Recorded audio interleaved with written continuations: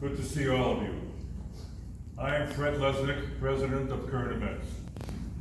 Today, the members of Current Events, as well as the residents of Sun City Festival, honor George Cross, soldier and citizen of the United States who served honorably during the Second World War and afterwards in civilian life. One might ask, what are the qualities of a good soldier? Since soldiers are often entrenched in risky and dangerous situations, they must subscribe to the philosophy that no one is left behind in the field of combat. Therefore, a good soldier must possess courage in his own ability to protect and defend when faced with danger, to secure and safeguard his comrades under any condition of warfare. That is the sacred creed of all military men and women, regardless if they're soldiers, sailors, Marines, Coast Guard.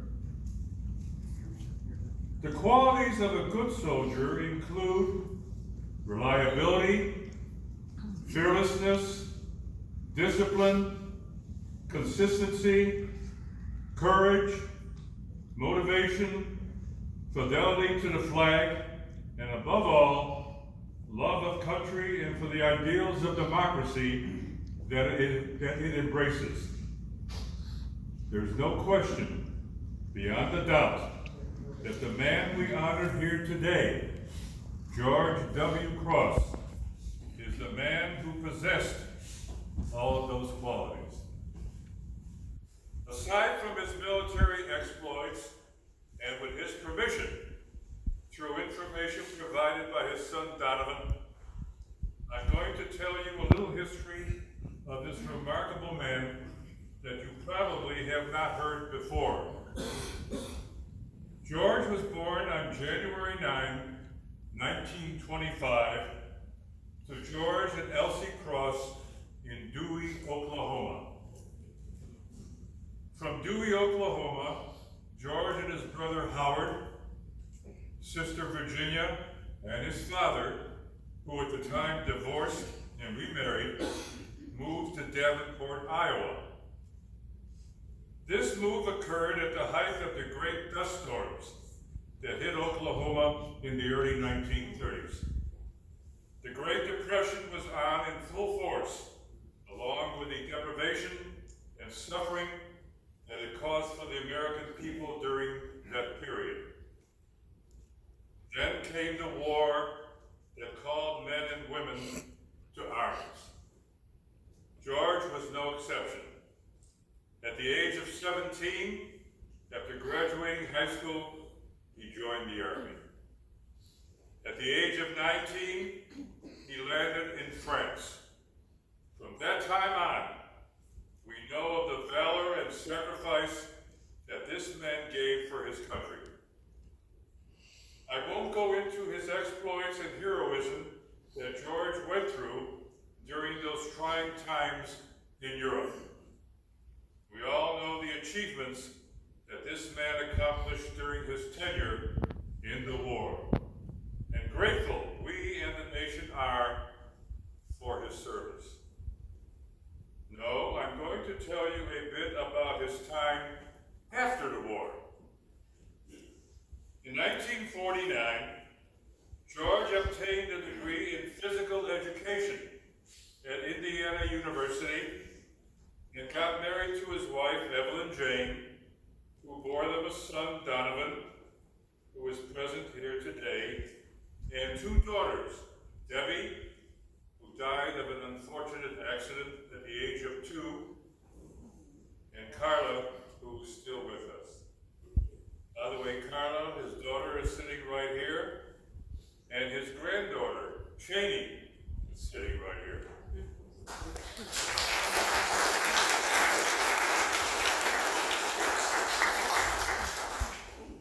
In 1950, George and his family went to Missoula, Montana, where he took the position of professor physical education at the University of Montana. He also became the Dean of Students at that institution. George stayed at the university for a total of 32 years. While in Montana, he joined the State National Guard and served that noble service during the Korean and Vietnam periods from 1952 to 1968. There was no question that the soldier was still in his blood. What is interesting here is that George, during summers in Montana, became a smoke jumper for the United States Forestry Service. A smoke jumper. When fires broke out in the vast Montana wilderness or in other Pacific coast states, George was there to help put the flames out by jumping into the foray from a C-47 aircraft. Needless to say, George's name is in the Smoke Jumpers Hall of Fame in Missoula. Is that a big building? He is recognized as the world's oldest smoke jumper at the age of 63. Well, George finally retired from the university in 1982 and took life easy by going fishing in Idaho. During his retirement years, he became involved in the Senior Olympics and competed in many multiple events, such as javelin thrower, shot put, discus, and track events. He is now a resident of Sun City Festival, where he makes clay characters to sell, and as we all know, loves to dance with practically all the women who live here.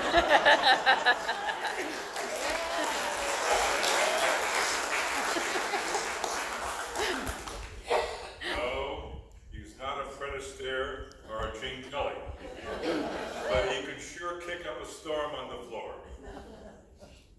I should note that George is also a stockbroker of the bar in the Indigo Grill.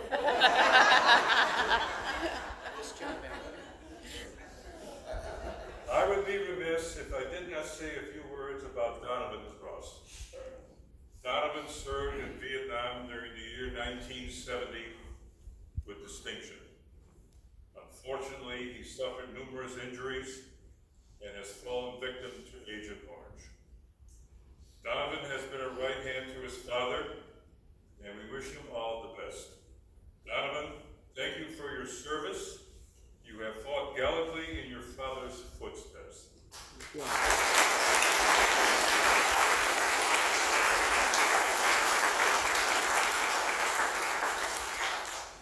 George, I will close my comments about your distinguished past by reciting a poem written by Colonel Harry B. Carter, a combat veteran of World War II, who went overseas in April of 1940 at the age of 17 and served to liberate France as you did. This poem is dedicated to your service, to your valor, and to the wonderful person that you are. You are a great representative of our armed forces that fought to keep us safe in times of peril and despair. And for that, we thank you. Lord, let us pause to remember them all who answered our country's danger call. They came from the east, north, south, and west to give their all to protect the rest. As war clouds broke into far-off distance, they trained with diligence and persistence. War memories of home carried them through the days, so often long and fraught with frustration and delays. The time for battle drew close, so near, their destination was war, their companion fear. They did their job a most deadly task. No quarter did they give, no quarter did they ask. Through the towns of Europe, in the chill winter's night, they battled the enemy and drove home the fight. To the enemy's doorstep, they fought and bled. They knew that this was the only path to home which led.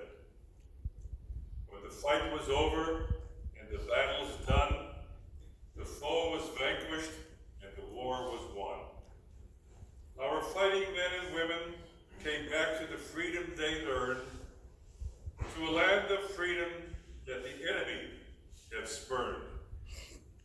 In public and private, they resolutely vowed to honor the living in solitude and aloud. The lessons of war to keep brightly alight and to honor the lives which we lost in the fight. As the few years flew by with increasing speed, fewer people would pause the lessons to heed of what happens when freedom is taken for granted by those whose views are selfish or slanted. Their ranks grow thinner with each passing year. As they pause, another bugle call they hear. Those people who answer the danger call, now one by the wayside fall. God bless them and keep them, but most of all, please give us the strength to answer the call. For freedom's blessing, you'll all agree, but as Christ is the blood of people like you and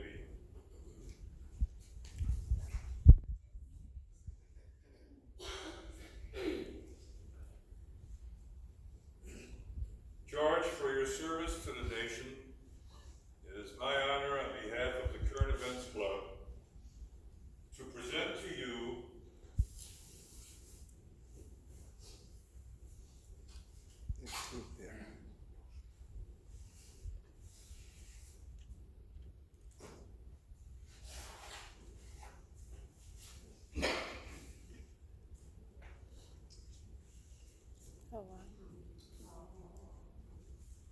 this historical book on the history of the United States Army.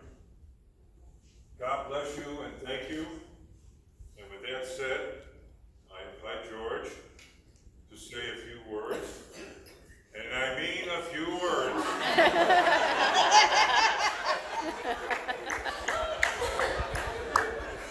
I was hoping you'd say that. His trip to France and the 75th anniversary of the D-Day celebration that he was part of. George, come on up.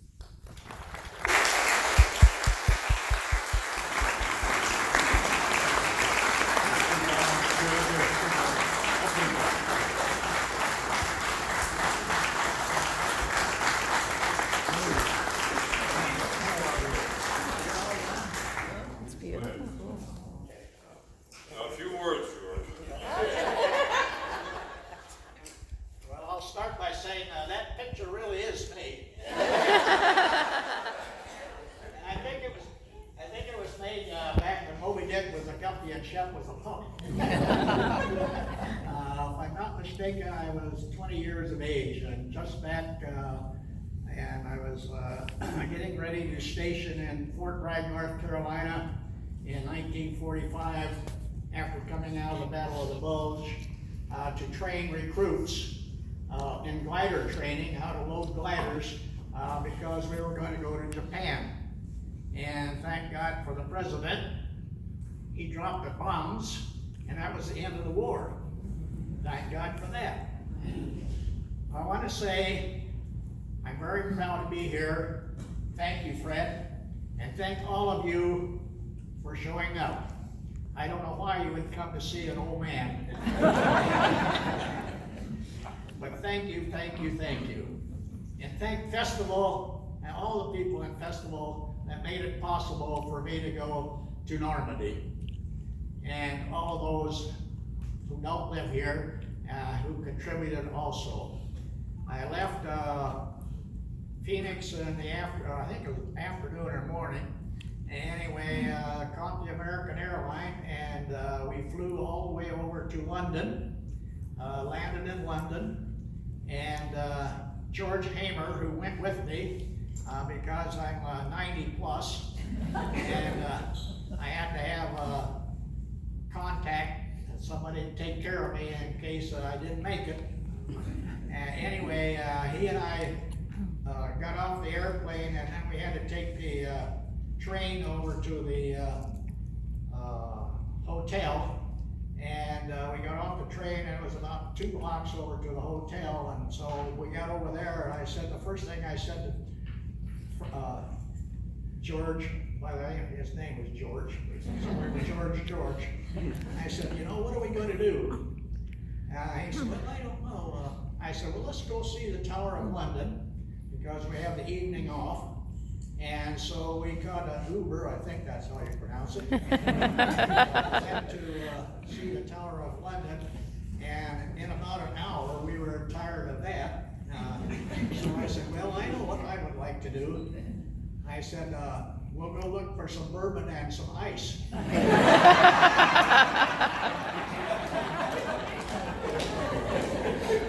He said, hey, I didn't think you'd ever bring that up. I said, well, I'm ready. And so we went back to the hotel, and there was a little bar right there, and we said to the hotel lady, I'd like a bourbon and some ice. And she said, I don't have any bourbon and I don't have any ice. Well, I looked up on the shelf there, and there was a bottle of Jim Beam. I said, well, there's a Jim Beam up there. She said, oh, I forgot about that.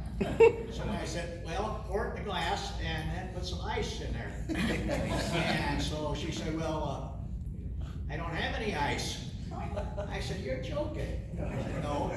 So she said, well, I'll go out in the kitchen. So she goes out in the kitchen and brings the ice tray back with a handle. And some ice. Put the ice in the glass, and I said, well, keep putting the ice in there. Put the ice in there. I like lots of ice. She said, well, you're going to run me out of ice. I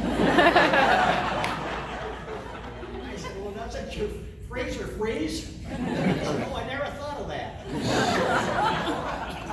So I got my ice and I got my bourbon. And then I went to our room, and after a while I said to George, you know, let's go see if we can find a bar. Well, believe it or not, when you're in England, there aren't very many bars that serve bourbon. They serve scotch and no ice. And so we didn't get any more that evening. Now I'm going to go all the way and where we parachuted into St. Mary Église. There were about 200 airplanes that carried troopers all over the countryside, and I was in about the second or third plane, and when we got over St. Mary Église, it was on fire, and so they took us on farther and farther. When we crossed the channel, all H broke loose, and they were trying to knock us out of the air, which a lot of planes were knocked out of the air from anti-aircraft and down and fire and so forth. And so we passed St. Mary Église approximately 8 or 10 miles, or maybe 11 or 12, something like that. And when I got out of that airplane, I landed in the bush country, and I came down. It was about 11:30 at night, darker than dark. And so when I hit the ground, I was in between these hedgerows and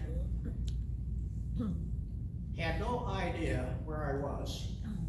But I had my clicker, and I meant to bring my clicker over today and just give you a few clicks. 82nd Airborne used clickers to contact one another at night. And it took about 2 hours before I got enough people. And I said, number one, there aren't any officers, and there's no commissioned officers here. There's just 16 or 20 of us, and I'm the only sergeant in the bunch. And the one guy said, well, Sarge, you're going to have to take charge. So I said, well, I think I can handle that. Well, we're sitting there in the high brush, right on the bank and so forth, and all of a sudden we could hear these hobnail boots coming along, clunk, clunk, clunk, clunk, and these guys were yakking away in German, smoking cigarettes, not paying any attention, but they were heading towards St. Mary Église. And so I said, one of the guys said, "Hey Sarge, what are we gonna do?" And I said, "Well, now's our chance. We're gonna take some prisoners." He said, "Well, how are we gonna do that?" I said, "Well, scatter out and stay in that deep grass, and I'm gonna be up at the end. And when I yell halt, make sure that you've got your bayonets on your rifles and you surround them." And so that's what we did. They came up, and I caught the leader who was leading them, and I walked out and I yelled halt, and he stopped. And so I said, "Sprechen Sie English?" "Nine, nine, nine." He says, "Nine, nine." But there was a fellow in the ranks, and he kept nodding. Yeah, he understands English, you know. So I asked him again, "Sprechen Sie English?" "Nine, nine, nine." So I thought, well, how am I going to get this guy to talk? So I finally said, "You're going to be prisoners because you're surrounded. Would you rather be a prisoner of the Americans or the Russians?" "Oh, Americans, Americans, Americans." I said, "Hey, that's amazing. You can speak English all of a sudden." So I said, "I'm going to tell you what you do. You take off your coats, put them in a single pile, one pile, ein pile." I know a little bit of German. And I said, "That's all I want, it's one pile of everything." And so, put it in a pile. Tell them to take their coats off and put it in one pile. Okay, got that done. Now sit down and take off your boots. And one of the guys said, "Hey Sarge, why are we gonna take off their boots?" And I said, "I'll show you." So they took off their boots, and I said, "Turn them upside down." When they turned them upside down, out come the daggers. A lot of them carried them in their boots, some had them around their waist. And I said, "Now guys, here's a chance for souvenirs." And I collected my souvenirs, and by the way, I gave them to the museum in Luxembourg. They're in the museum over there. So if you ever go to Luxembourg, you can go to the museum, and there's a mannequin over there of old man George. Also. Anyway, we took those guys as prisoners, and then the guy said, "Now Sarge, what are we gonna do with them?" I said, "Well, we're gonna cut a hole in the wall here, and we're gonna march them in there, and we're gonna make them sit, and they're gonna be barefoot, and they're not gonna," oh, by the way, I made them take off their pants too. I said, "They're not gonna go anywhere." And I said, "And then when the troops come in off the beach at 6 o'clock in the morning, we'll turn them over to the first MPs that they find." And so that's what we did. And from there on, we went from village to village to village to village to clean out the houses. Most of the troops that were there in St. Mary Église were SS troops, which were the meanest ones as far as I know. I've read about them and so forth. And so we made sure that I think it was the 29th Division and the 2nd Division that came off of the beaches at Omaha first. And I told the guys that were keeping them, I said, you keep track of them, and they know that if they try to escape, that's the end of their war. Because we had orders to either capture or kill. Those were our orders. They weren't direct orders, but they were orders. And so we only had to do away with 3 of them, and they learned their lesson. And we went on to St. Mary Église to help out there. And if any of you have ever been there, or if you saw the movie The Longest Day, and you see the old boy hanging on the steeple up there, his name was John Steele. And he hung there for about 2 hours because the Germans were killing anybody that was hanging in the trees and hanging on the wires and hanging on the poles, and et cetera, et cetera. They could have taken all of them prisoner, but no, they killed them. And so anyway, now I'm going to give you a skip to one more. We went to Point de Hoc, and that's where the Rangers climbed a steep hill. Anyway, we had to park. We were in the bus, on a tour bus, and we were the second bus we had to park because they wouldn't allow any more in there because there were no places to park the buses. And so we parked there, and so I said to the tour guide, I said, can we get off the bus for a little while? He said, sure, why not? I said, well, I want to show these people something. We'd been talking about the overhang of the brush and so forth all the way on the highways, but they had cleaned all the highways like they do here, and mowed all the grasses, and they trimmed all the hedge down to about 6 feet and so forth. And when we landed, they were 18 or 20 feet there. And so we just happened to stop, and there was a lane just like this path going up through the chairs right here, and brush was hanging over the tops all the way to the ground. I said, now, here's what I want to show you that we kept trying to find. Take a walk up there and see what you see. So half a dozen or more walked up there, and they were gone for about a half hour, and they came back. I said, well, what did you see? And they said, well, we didn't see anything. There was so much brush. I said, well, how would you like to come down in that stuff at night, at 11 o'clock at night, when you can't see anything? And so they said, well, we've been talking about the brush all the time for 3 days now, and this is the first time we've seen it. And now one short more, and I'll be done. We went to see Iron Mike. Now, Iron Mike was an 82nd Airborne man, and they were to hold this bridge. And General Gavin was to bring the troops up, and he was slow in getting up there, and so Iron Mike held off the Germans trying to get across the bridge until General Gavin got up there with the troops so they could hold the bridge. Well, while I'm walking up there, there's a fella coming down from Iron Mike, and all of a sudden he says, George Cross! Oh my golly, who's that? And so he yelled again, George Cross! And I said, oh my God, that's Squeaky Neely. His real name was Ted Neely, but he had a real squeaky voice, and so I recognized him with his voice. And we were about from here to the end of the chairs there, and so I went charging over to him, and we shook hands and gave one another a big hug, and so forth. I hadn't seen him, believe it or not, 75 years ago, in basic training in Camp Livingston, Louisiana. And I made it to the paratroopers, and he didn't make the grade to be a paratrooper, and so he had to finish his basic training at Camp Livingston, Louisiana. And so I said, what did you do after you left Camp Livingston? He said, I got tired of the infantry and I transferred into the Air Corps. And so he sent me a picture when I got home. I've got a picture of him.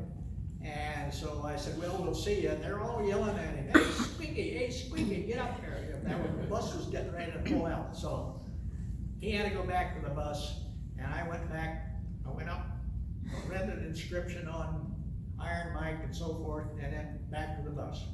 I thank you, I thank all of you for coming and listening to a short tale.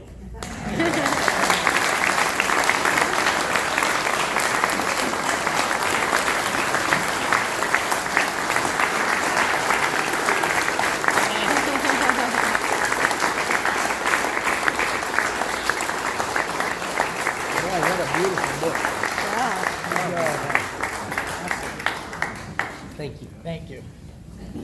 George, Yes, sir. thank you for that very short presentation.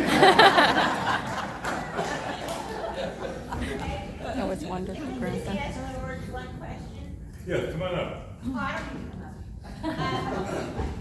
Dan and I were in Normandy last year. Hang on a minute. George, God bless you. Dan and I were in Normandy last year, Yes. and I can only tell you because, Put the you book know, in there. we're Yep. young. Thank you. And I can only tell you what our feelings were, seeing it after reading about it, watching movies about it, what our feelings were. I want to hear just from you what it felt like to put your feet on that beach. Well, to make it short. It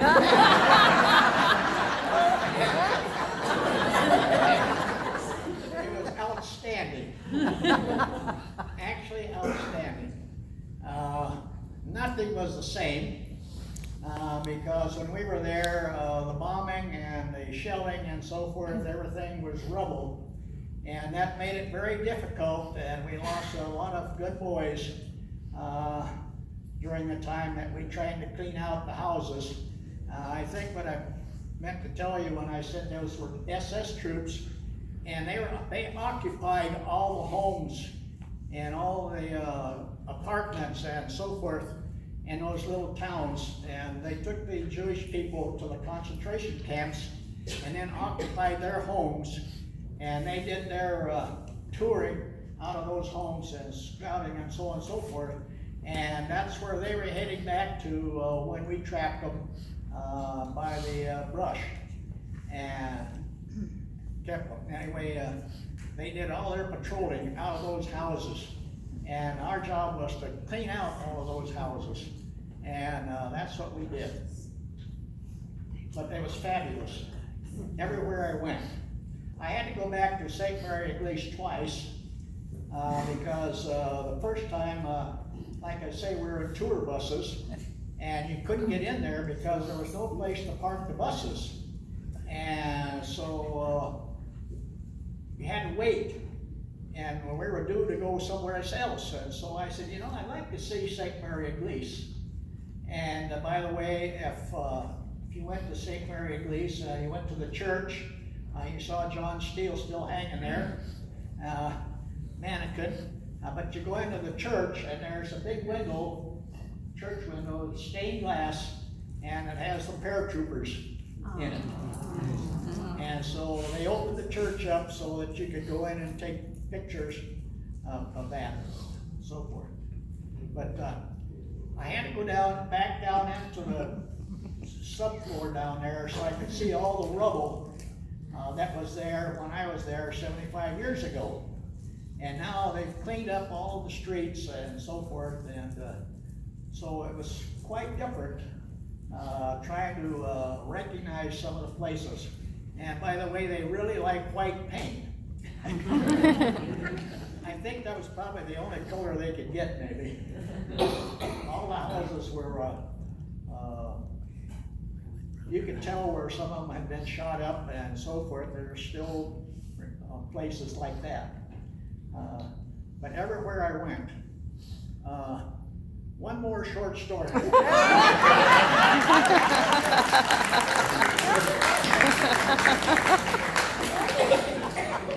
Anyway, we went into this hall, and you had to go downstairs, and so it was a movie.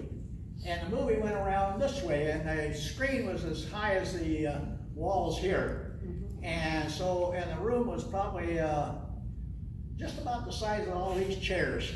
And so you go down there, and there's a railing, and you go and you lean up against that railing. Well, I was leaning up against the railing, and this young lady gave me a push, and she said, "You gotta hold on to that railing," she said, "because you're gonna go like this. And you're gonna get dizzy." And so I said, okay. And so when the movie was over, which was about a half hour long, we go outside, and George and I are up on the grass up there, and we were going to have the rest of the day off. And I said, well, what are we going to do? And he said, well, we got the rest of the day off. And about that time, this young lady comes out, and she said, may I give you a kiss on the cheek? And I said, carry on.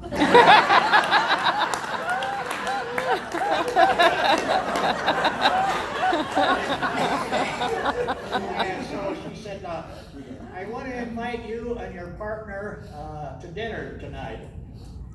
And I said to George, well, what do you think? He said, well, we don't have anything else to do. And so he said, what time? He said, 5 o'clock. He said, we'll be there. But we're going to we have to go back and get cleaned up a little bit to make it what works good. Well, we said, where is it? She said, it's on the Paris Ritz. Most fanciest, hotel in Paris. And so we said, we'll be there. Well, we went back, cleaned up, got outside, and outside of our hotel, they were having a protest right across the street. And it smelled like a garbage dump because all the garbage and the people sleeping out there and so on and so forth. And you could smell it clear across the street. Well, anyway, the police cordoned it off. And for about 10 blocks, they had it all cordoned off. And so we go out, we order an Uber to go to the hotel in Paris, and we couldn't get out because the Uber couldn't get in to pick us up.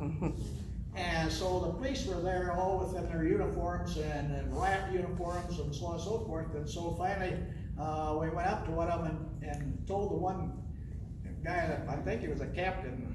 And so we said, you know, we're visiting here and we've had an invitation out for dinner tonight at 5 o'clock, but we can't get out. He said, well, let me borrow your phone. So George gave him his phone. And so gets on the phone. In about 7 minutes, here's an Uber. Picked us up and away we went. And so we got to the hotel and she's out there, her arms like this, greeting us. So I came up and she said, can I give you another kiss on the cheek? And I heard that for about 4 days, every time I go with all the talk about the picture taking and so on and so forth, everywhere I went. Pictures. Can I have your autograph? Could you take a picture with me with my baby, the lady was carry on.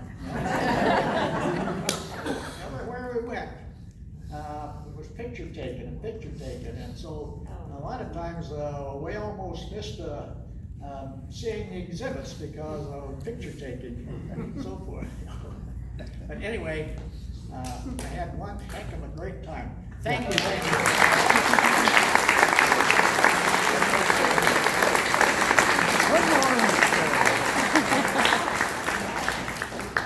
Well, as I said before, short presentation. Welcome to the George Cross Show. I want to thank at this time Luke Unrein. Is he here? Luke? Thanks for the coffee that he supplied. Let's give him a hand.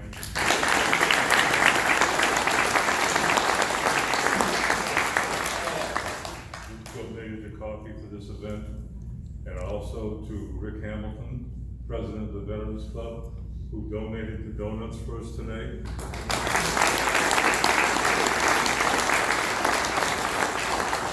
And on that note, I'm going to call up Rick Hamilton to say some words.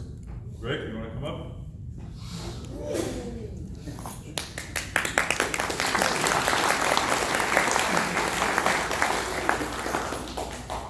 Well, I have no idea what I could add to this meeting. My name is Rick Hamilton. I'm with the Festival Veterans Club, and it's really a privilege and an honor to be here, George.